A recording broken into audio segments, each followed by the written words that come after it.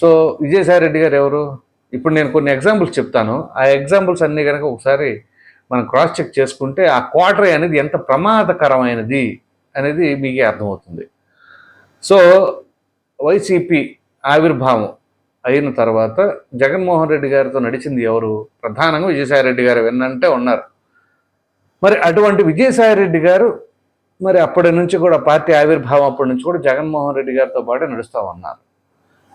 ఎప్పుడైతే 2019లో అధికారంలోకి వచ్చిందో వైసీపీ, గమనించారా? నిన్న విజయసాయి రెడ్డి గారు కూడా చెప్పారు.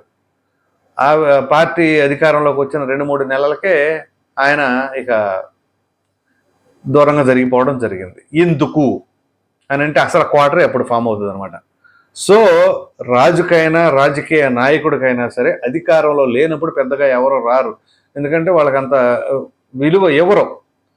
ఒకసారి గెలుపు రాగానే ఆటోమేటిక్గా ఏమవుతుంది అంటే బెల్లం చుట్టూ ఈగల్లాగా వచ్చేస్తారు.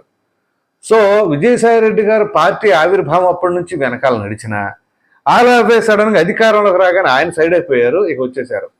ఫర్ ఎగ్జాంపుల్ సజ్జల రామకృష్ణారెడ్డి గారు వచ్చేసారు, ఇక ధనుంజయ రెడ్డి గారు ఎట్సెట్రా ఎట్సెట్రా, వైవి సుబ్బారెడ్డి గారు, వీళ్ళందరూ ఉన్నారు.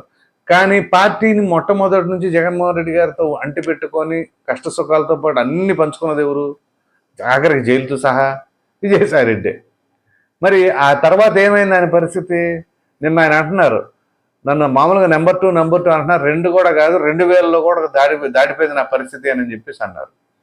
సో ఆయనకి ఆ బాధ ఖచ్చితంగా మనసులో ఉంటుంది. ఎందుకంటే మొట్టమొదటి నుంచి కూడా పార్టీలో యాక్టివ్గా ఉన్న వ్యక్తి, పెద్ద స్థాయి వ్యక్తిని ఇప్పుడు కూరలో కరివేపాకులాగా తీసి పక్కన పడేశారు అని చెప్పేసి.